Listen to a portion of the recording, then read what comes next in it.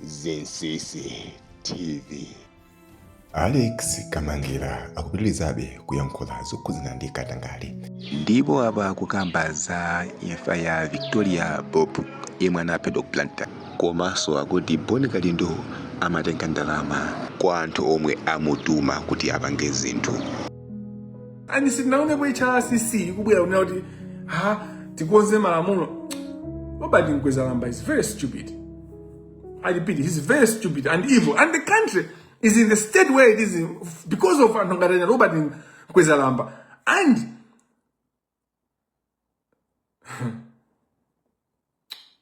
so the fruit of sin is death.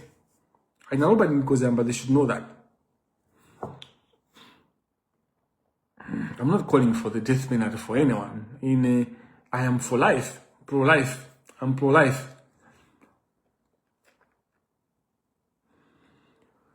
Tinapezeka kuti tapanga confirm this is Lisa, then we had to go kukapanga report nthawi mweyo.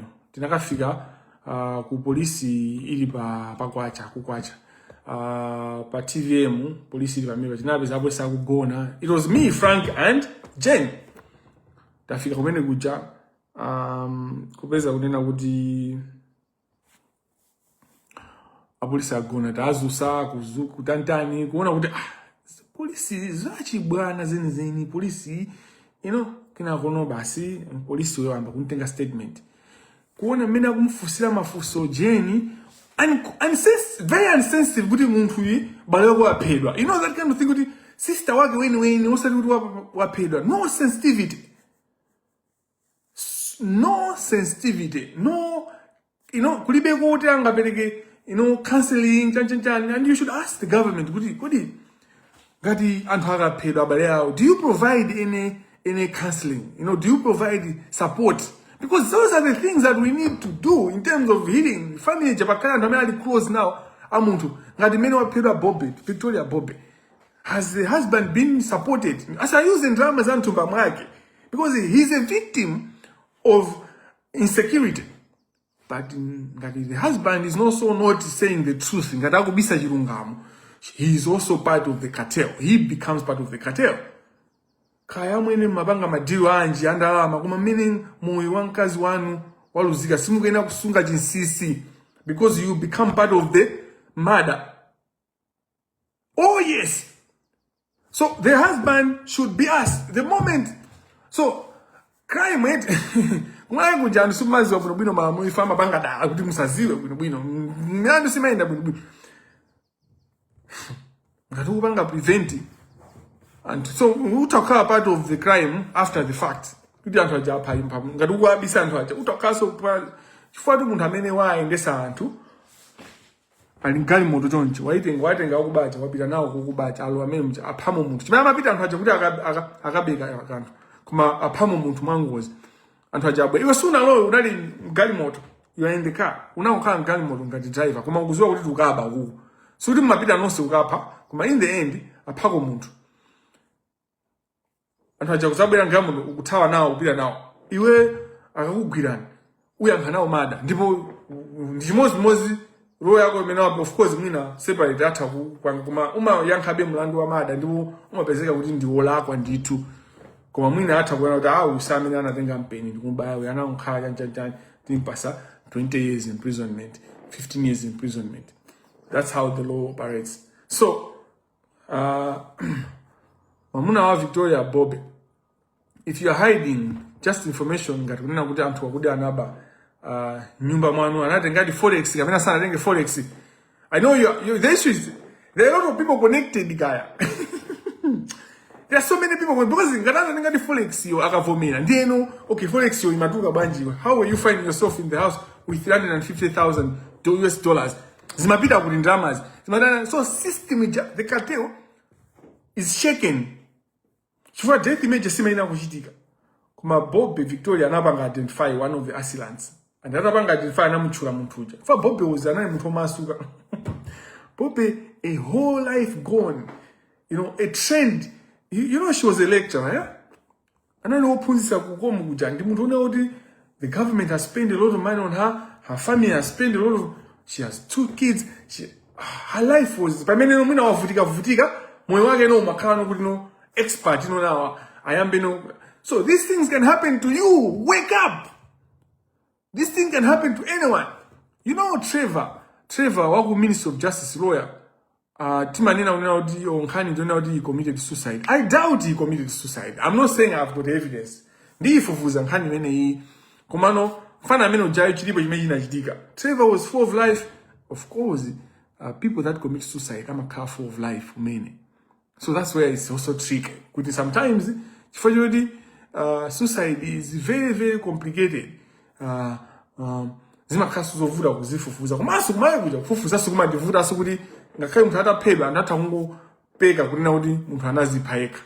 So we are at that confusion. Tilipa crossroads on issues ya suicide in Malawi, because in my investigation iso samaenda kuno bwino kuti kodi kachimga kaka kuditi hold power ya munthu kodi izizi mmene malo amene distance iyi munthu kudi they commit suicide ngati mmene inachitikira uyu waku MRA waku border MRA anaphedwa mkulu amene ndikumwika mutabu ngati kuti anapanga commit suicide nkhani meja ili kuti basi madowo anamukonza munthu. So Trevor waku Minister of Justice is the issue now kuti ndiyofunika ndithu izafufuzide bwino. Kumene kuja tinanyamukana ndi apolisi kupita kunyumba kuja nabiza nyumba munthu angolowa wina alese maneba even apolisi atabwera anthu amalola ndithu kumalowa. And I'm like, this is a crime scene. One of us, even Ineo ngati Alexius, even Frankie my ino anatha kukhala kuti anapeza kuti mwina ndamene amupalisa. Anyone is a suspect. When a death happened like that, anyone is a suspect, including the family members. Even the family members. A police amalula winali say even my neighbors. What kind of investigation is this? Penny we are poor. Penny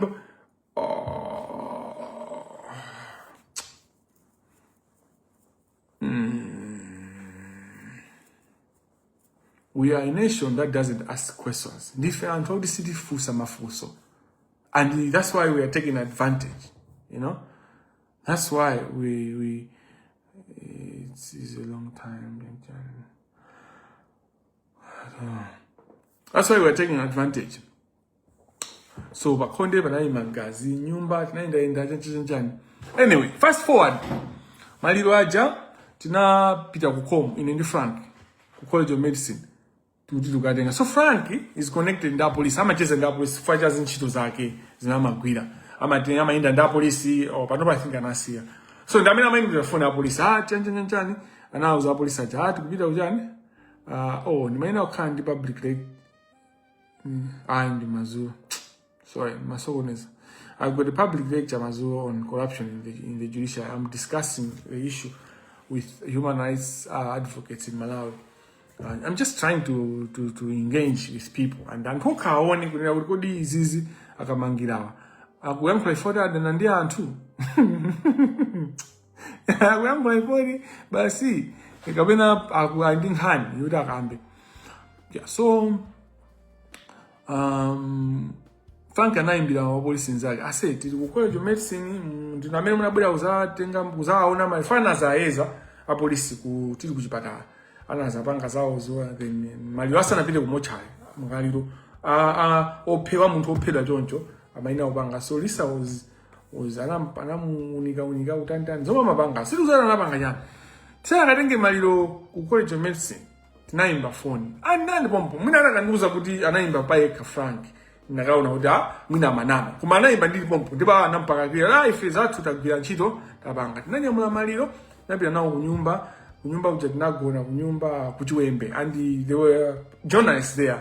Anabanga ma interview anthu chanchani maliro tinathamanga kupanga china chiyonse kukonza kuti akasiye chakucholo. I think kucholo maliro basi anthu muli pa maliro nthawi imene sunali kuli mvula tinayika chitenti.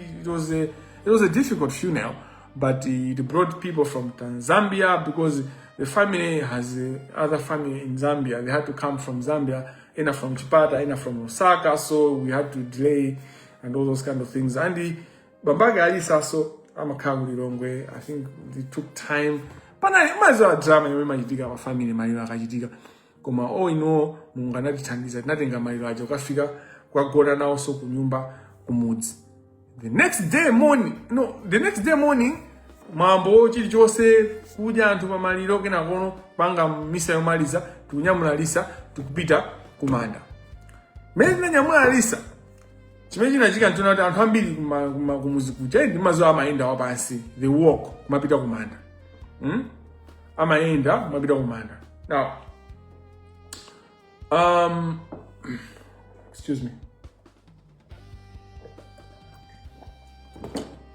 Ineyo so mu family timada amaya how can I forget this?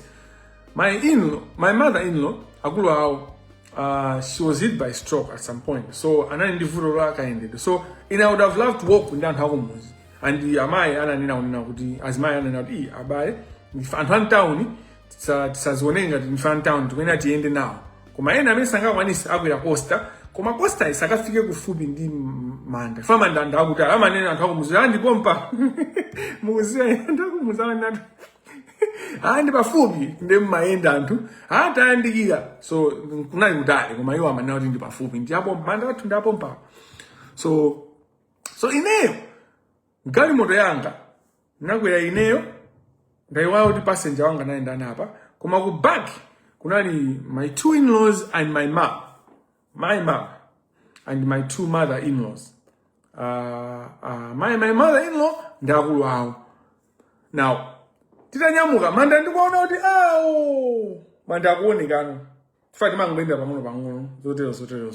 Time ndikuenda Axio. Actually, now I would mind the Axio. My Axio is a very good car. A Toyota Axio, a very good car. It's very stable on the road. Time ndikuenda Axio. Nditafika, tikuyandikira ndikuona mayangara na ndita phone. Hello.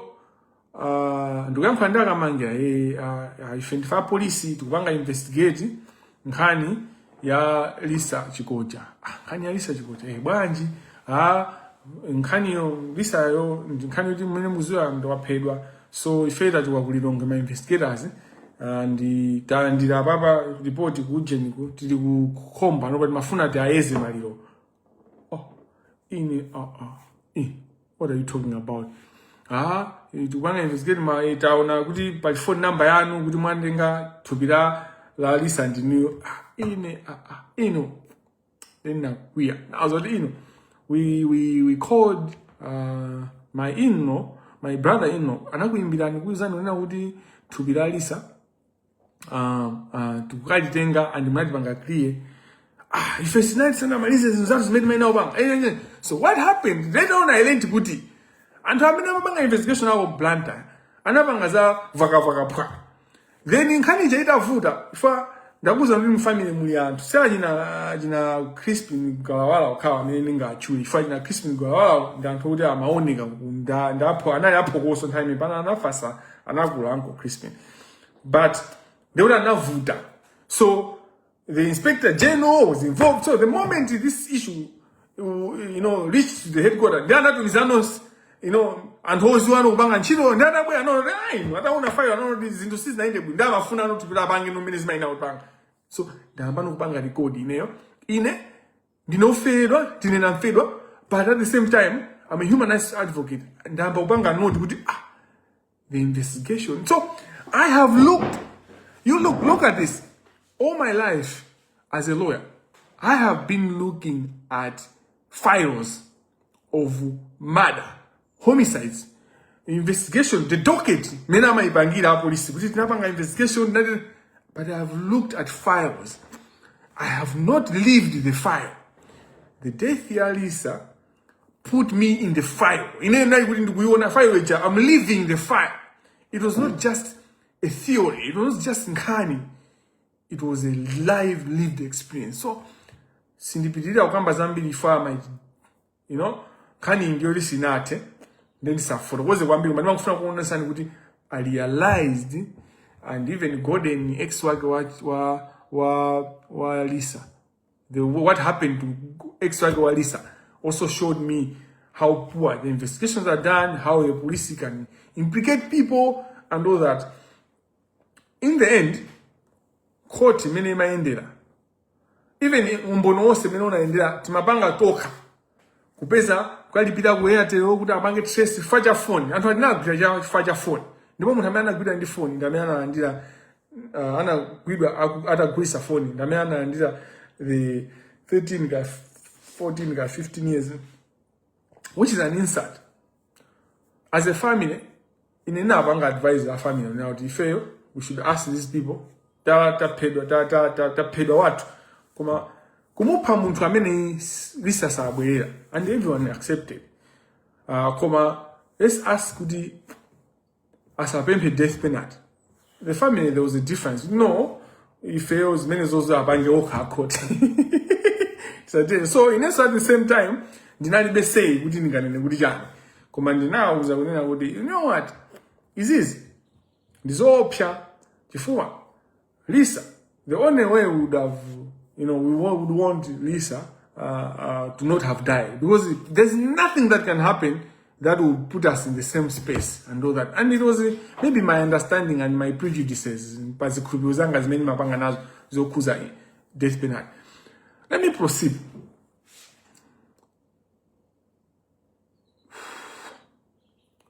Panachitika zambiri mwina nsazikambe chifukwa it's an ongoing. Komano inu abale anga investigation ya Victoria Bobe ikuonesani kunena kuti the Malawi police amatha kuwatenga anthu oti solakwa ndikukapanga parade in the public nonse ndikukupasani chikhulupiriro ndimanda anthu a police amatha kugwira ntchito koma anthu asala amenewo ndikupezeka kuti anthu aja ndikupezeka kuti ndolakwa ndipo kuwapanga sentence to death.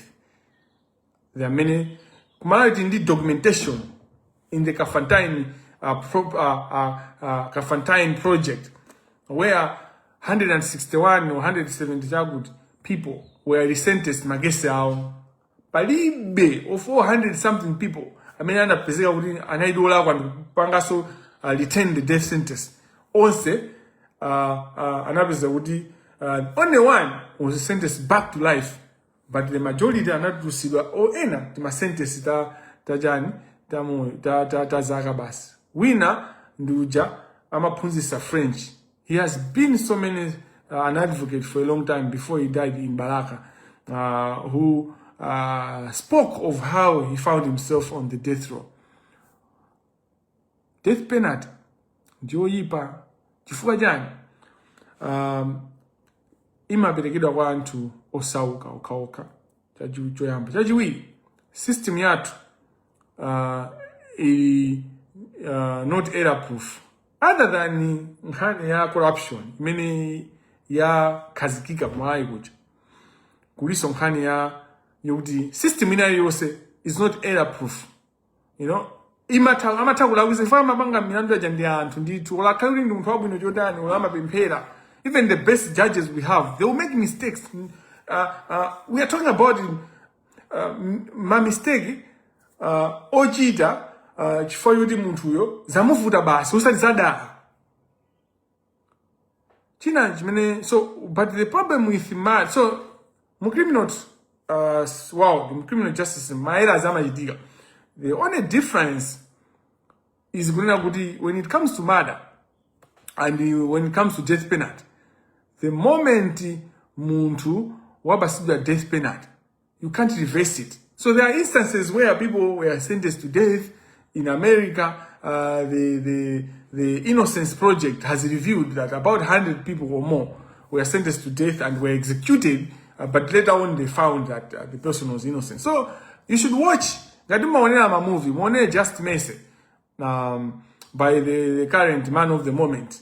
Man of the moment. Just Mercy. Just find Just Mercy. Or by YouTube, just type Just Mercy. Probably have a clip in there.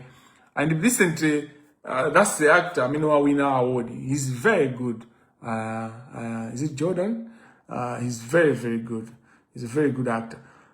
When you, now Professor Adamson Moore is watching. So, by the way, and I'm really alive young, safuna kuonekera. And actually, Professor Adamson Moore, funa andikumbusa nchofunika kwambiri. Nzamalala, Dr. Nzamalala, anakuza na Malawi. pa interview ananena unena kuti apolisi akhala akumaopsezapo kunena kuti investigation yomwe apangayi musanene ichi koma munene ichi. He said to you guys, what did you do? Later on, what did you do? Zamalala anakuululirani, anakuululirani Zamalala kunena kuti apolisi amama anikhani imene mukayangana nkhani yakotana, how Kotana died and imene kesina zaendera, uyu kusapereka postmortem report yake, wina kusapereka postmortem report yake yosiyana. The death penalty is unsafe, ladies and gentlemen. Like, this is clear. Ali seminary ndi nzeru. Amaziwa kunena kuti death penalty is unsafe. Especially in Malawi, where you don't have DNA, you don't have CCTV. Amangogwira atu osauka, amene pafunda khola. So, the Bope story, whereas, tukwenda tirire, ndipo tipange demand justice. Tipange demand real justice, and not, so death penalty used in Maboma to avoid accountability for their failure of holding or ensuring really security. Kukanika kwa Maboma, kupeleka chitetezo, amango tamangira, ukambode, death penalty isi. China, amafuna kugwisa ntchito for political opponents. Pali, kunende kuja, kufa amena pangida sentence to death. Amabida kuzomba later other one kuti chabwino ipangida commit to life koma anthu amakhotsera atu matha kumpanga be munthu kuti apite akanyongedwe. Amabida kuzomba fani mwe kuli makako ukacheza nawo umaona awanda apolitical izinzapo ndale izi anthu anango ada mukaone kumene kujako simungapeza achina mpinga njira tomu mpinga njira. So tomu mpinga njira mukaiza kuti atapha munthu angampase death penalty ngati sentence ya. Yes, the Spirit has revealed something to me that I should tell you. Ngati tomu mpinga njira onena kuti 9 years yoti akakhale mundende yakliye munthu anatenga ndalama anampasa Frank Faluku Mbeta anatenga ndalama ija ukampasa Chikopa Lavmo Chikopa. What happens now? 9 years anango serve one sentence 1 year. Icho best friend wako Chikopa Kabanda. So Kabanda ndi ndani? Kabanda anali ndilo fimu imozi ndi Chikopa. Ndipo bagiri mumuzi anasankhano. So the criminality in Malawi is just plain sight. Plain sight. The fact that Banda Manobega Banda and Chikopa and my judge also na chula kuti nda corruption, they are still on the bench sitting. So you people did not know. I was staggering. Time in age. The Madusa Mzambiri. And the most painful thing was me watching Nzigamanda, Aumunumbisa Peter Mutalika. Because Nzigamanda was not worthy Kamunumbisa Peter Mutalika because he's corrupt. The most painful thing was Kumona. So they were that time when I did white in Dawaha and Duana and Mude, Zigola Sinta, Kukutamoyo, TVP, Atipulumusa. And that's like, these people don't know. I was just very quiet, and then the most painful experience was how we made a video. My MP mena malumbi siba. I was seeing Chikopa Kuloa mena muja and Mumu Pangira Mam where did I fit any Mugu Mapirega Ulemo? You are the criminal himself, the Chikopa Ujet. The Mutoipa. He's evil. He's evil. His spirit is dead. I mean, decomposing, his soul is a dead, walking, decomposing soul. Nkari mwage ujaku, nungamini ujaku, ifoja magazi, manje wange mujamuni magazi. Any chance he gets, he can kill you. If you had a chance, anakata undi pakaligari, kumasanga nibangitaji. Dimwana kwambili, akuchepa. And that's why the Indian community, the corrupt Indian community, has been coming to me, name your price. So mama nena ajina bagili muzi TV ati. They think when I would call the men who menya eneo yet. The Sogoneza a $multi-trillion industry.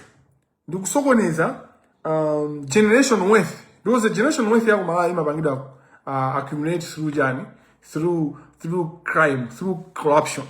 So I'm disturbing a $multi-trillion industry ndakandipase chani bribe 60 million. Am I okay? If they want to bribe me, they should bribe me in billions, guy. If I was to take a bribe, I would take a bribe in billions. As simple as that. So, and how many, you know, push my guns out in ending about 22 million as a bribe. And they're not creative because South Bank understand what I'm dealing with. And how many press briefing, ajina Winigo, ajina Boniga, the DC. I mean, I just am a sugar in a bonnie. I was and Zen so go find a bonnie are not reliable. I be sure. I was and Zen, but Bonnie, you should watch Bonnie. Bonnie was trying to criticize me, but also because Bonnie knows who I am. Bonnie am as well speed young. Bonnie guy in I privately, Nampanga challenge. When he came, this is only a would have found bank implicate. Nampanga challenge with Unamaga in the DC when you so mouse and the DC in the DC. So Bon knows that's why Bonnie. So if people in a Bonaja, they're getting money just to take Frank better, they're getting all the money. Robert Nkwezana, but they have all gotten money. Them guys out there and Tamina Janga Tabeza Dahama could have just to fight me. Neo Basi. Could they and bank a bribe and the bank and the pass 22 million and pass 60 million, Basi, with my life, with my capacity, with my wisdom, with my zero resources, many nazos, and bank and Kazigate, need 60 million. And the man Vesa and the bride, and to Pusain. The other reason why the death penalty is unsafe in Malawi, ndipo ndio la kuganifanya nazo kuti death penalty ima sima banga ima tisandusa ifeo ukha many it justifies violence, it normalizes violence. So mazo kuti akati na death penalty ndipo akaipanga execute death penalty. The state doesn't kill, it kills on our behalf. So to say fit makaude muntu jadanda tamupa ifamulandu wa ubandu criminal law timakaude boma ife tonse tukumuzenga muntu. So ikanina kuti amene akape to say fit makaude so anthu aja amakapha on our behalf. Mukangoona kesi ya Lisa menda kuforozana. Mukaona Zabudu Aziz Punjani. Kunina kuti kupanga advocacy, kupanga push. Anthu ajasa ine sana Kamangila. Anakatasa kumanga ti anthu osazika bwino kangu kuti siya undende uja tiziwola kumene kuti anthu akuwola atu undende muja. Khani zosa akuza. My grandfather, great grandfather, Madison Sombera, was executed by Kamuzibanda on charges of treason and killing Asogolede Ajibani. Kumama many na fool. He was a freedom fighter. He was a political prisoner. He was not supposed to be executed. So that's what death penalty does. I've got evidence to it. You have got evidence. Apolisi atu sinda kurubirire. Nkani ya Bobe ikuone sana. Nkani ya Lisa ikuone sana. Nkani ya Abudu Azizi ikuone sana. Antu ngata kulimba ntima kumangunda muntu masana sana ndu maseka. Because they know they can bribe the system. They know Chikopa will protect them. Timpele, mzina tatenda mwana ndira mzimu wera. Amen. Ule mukhali kwa tate ndikwa mwana ndikwa mzimu wera. Munga panalipo yamba sopano ndi masiku onse. Ndipo nthawi zosatha. Pemphera anthu akufa, ambuye mapasa anthu akufa chiso chosatha. Ndipo kwera kosatha. Kwalise maso awo. Ausendi mtendere. Amen.